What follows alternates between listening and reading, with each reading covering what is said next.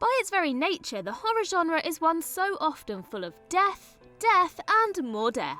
For some of these demises, they forever remain ingrained in our mind. On the other side of the fence, there are other chilling kill sequences that are often forgotten or maybe simply haven't even been seen by the masses. And it's those such deaths that the attention is on here, as this list revisits some absolutely twisted kills that you may have removed from your mind entirely. So with that in mind then, I'm Ellie with What Culture here with terrifying horror movie deaths you don't remember. Laurie in The Final Destination. The clear caveat here is that the death in question, that of Chantal Van Santen's Laurie in The Final Destination, doesn't actually stick. That said, Laurie does wind up dead by the film's close because that's how the Final Destination franchise rolls. Of course, this is the Final Destination movie that opens up with a racetrack set disaster that sees the death of numerous people as part of a premonition from central protagonist Nick. Somewhat straying from the norm of the previous three pictures, the Final Destination then later sees a second premonition from Nick. This time it involves a cinema screening going array in explosive fashion, and it's here that Laurie suffers one of the franchise's most disturbing deaths. For those who always take a nervous second look as they board an escalator, this kill is the stuff of true nightmares. With the cinema and the mall which houses it falling apart, Laurie ends up falling to her death in the whirring motors of an exposed escalator. Despite her best efforts to cling on to Nick for dear life, Van Santen's character drops into the spinning cogs below her. Nick would stop this premonition coming to pass, wiping out this particular death, but both he and Laurie end up biting the bullet for real in the final sequence of the picture, after the coffee shop they're in gets ploughed into by a truck. Unnamed Doctor in Halloween: The Curse of Michael Myers. Halloween: The Curse of Michael Myers is often viewed as the low point of the Halloween franchise. A hugely troubled production led to an utter turd of a movie, and Curse ended up being the film that caused the series to undergo a complete reset with Halloween H2O. Well, until the canon of H2O was itself undone with David Gordon Green's 2018 Halloween. Not to mention Rob Zombie's do-over of the property with his two films in the 2000s. Still, one thing that The Curse of Michael Myers does have going for it is that this sixth Halloween picture has some pretty darn gnarly kills. While some remember Jamie Lloyd getting her stomach churned up by a piece of farm machinery, and others recall the electrifying demise of John Strode, one cursed death that often gets forgotten is that of a random doctor towards the picture's climax. There, with Michael Myers having decided to slaughter several members of the Thorn cult he was associated with, the bodies of plentiful corrupt, now totally dead medical personnel quickly pile up. Just as one unnamed doctor, played by Fred Lerner, thinks he's escaped the Shape's clutches, Michael grabs him and brutally pushes the fella's face through the bars of a metal gate. How's it going, everyone? You know what time of year it is. It's Black Friday week, it's busy, it's overwhelming, but lucky for you, What Culture has trolled through all of the Black Friday deals to bring you the very best offers for all your favorite streaming platforms, including Prime Video and Apple TV. Save yourself some money by checking out the link in the description and grab yourself a bargain today. Now, back to the video.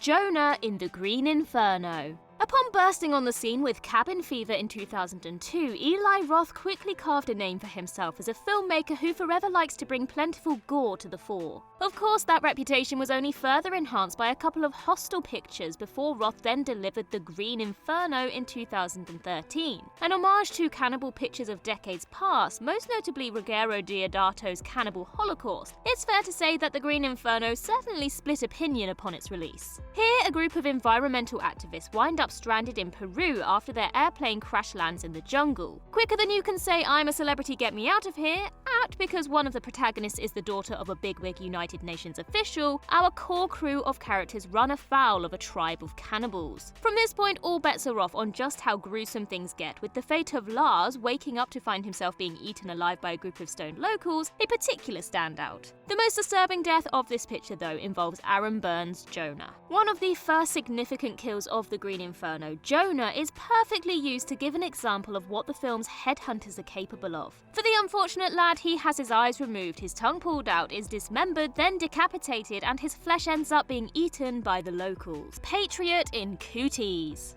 From Saw co-creator Lee Whannell, Cooties is a horror comedy that sees a batch of infected chicken nuggets turn the pupils of an elementary school into rabid, insane cannibals with a taste for teacher flesh. Primary amongst these hungry kiddos, we have Patriot. Depicted as the leader of this ravenous horde, the youngster is one of the first to become infected by the gnarly nugs. Having tormented the adults of the picture throughout the majority of Cooties' 90-minute runtime, this little git gets put down in glorious fashion when the time comes. That time is right at Cooties' climax, with the insane Patriot mowed down in spectacular fashion by our escaping protagonist's van. It's not the act itself that's terrifying here, but more it's the detail and graphic nature of the kill that makes this such a chilling moment. Whilst Cooties is at times very much played for outright chuckles and tongue-in-cheek laughs, the death of Cooper Roth's Patriot is a jarring one. Hit by a van, his face caved in by the bumper, and then his body driven into a nearby tree, Patriot's demise is clearly made all that more traumatic by the fact that he's a child. Claire in Cult of Chucky.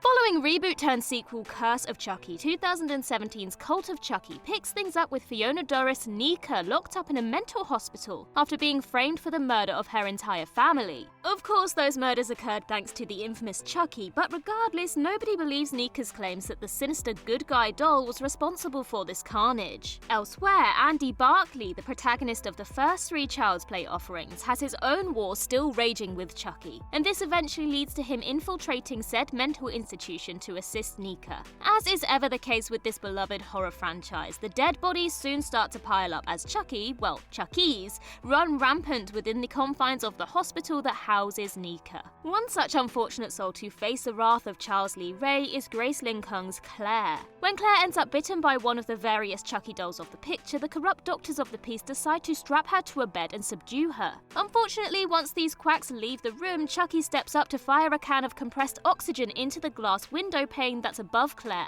The sight of multiple shards of glass landing in Claire's body, including ultimately decapitating her, would be a gross one in usual circumstances, but adding to the disturbing nature of this is that it's all shown in glorious, gruesome slow motion. Timothy Young in Saw 3. To some, Saw 3 is the moment the Saw franchise hit a downward spiral, whilst to others it was the last passable picture in the series for several years. Regardless of your thoughts on this threequel, Saw 3 delivered one of the most underrated, brutal, oft-forgotten kills of the entire 9-picture series. Played by Mpokuaho, Timothy Young is a drunk driver who, thanks to the tropes and literal trappings of the Saw franchise, finds himself a part of the traditional twisted games of the IP. Confronted by the father of the young boy he drunkenly killed, Timothy is strapped to a machine that literally pulls him apart. For Tim, his legs are twisted out of place, his arms are likewise pulled in all kinds of directions, and finally he's decapitated. The chilly death of Danica may be the most memorable demise from Saw 3, but Timothy's is handily the most disgusting and terrifying. Anna in The Helpers. Known as No Vacancy in certain markets, 2012's The Helpers is a grim movie that has a little bit of The Strangers and a sprinkling of Hostel to it. A picture that may have flown under the radar of some, this Chris Stokes helmed offering is extremely sleekly made, has some brilliant performances on show, but is one of those movies that's a genuinely tough watch at times. On that topic, the second act demise of Rachel Sterling's Anna is a particularly gnarly death to sit through. Premise-wise, The Helpers finds a group of pretty young things stranded in the middle of nowhere on their way to Las Vegas. Taking solace at a bar, the friends end up being surprised by the hospitality of the locals. With all drinks on the house, this situation descends into a raucous party that winds up with the group offered a free night stay in the motel complex that's alongside the bar. Unfortunately, when our protagonists wake up, they've been drugged and are tied up in a variety of torturous ways, with the friendly locals being a bunch of murderous psychos. For Anna, she awakens to find herself gagged and with her feet and hands tied up. The rope on her feet attached to one car, the rope on her hands attached to another car. What happens next is that these cars drive off in different directions, literally splitting Anna brutally in two. Making this all the more wince-inducing, the scene itself is drawn out in a way that amps up the tension to majorly twitchy levels. Daniel in Wrong Turn 4 Bloody Beginnings. While some may have forgotten all about this particular death, others may not have even seen it due to having long checked out of the Wrong Turn franchise by the time of 2011's Wrong Turn 4 Bloody Beginnings. A prequel effort, Bloody Beginnings, takes things back to 1974, as the cannibalistic Hilliker brothers escape from a mental asylum, before the picture then skips forward to a 2003 setting that serves as a lead-in to the first Wrong Turn film. Much like the other Wrong Turn movies, this feature centers on a group of young adults who run afoul of Three Finger, Sawtooth, and One Eye. In amongst the victims of the day here, there's Daniel, as played by Dean Armstrong. As Daniel and his pals are forced to seek refuge in the same asylum that had previously held the Hillikers, he himself ends up attacked and tied up in the kitchen of this locale by the film's trio of villains. In an extremely chilling sequence, Three Finger, Sawtooth, and One Eye turn Daniel into a fondue of sorts, as in this helpless victim has pieces of his flesh carved out, placed on skewers and dipped in gooey sauce by the inbred human-eating family.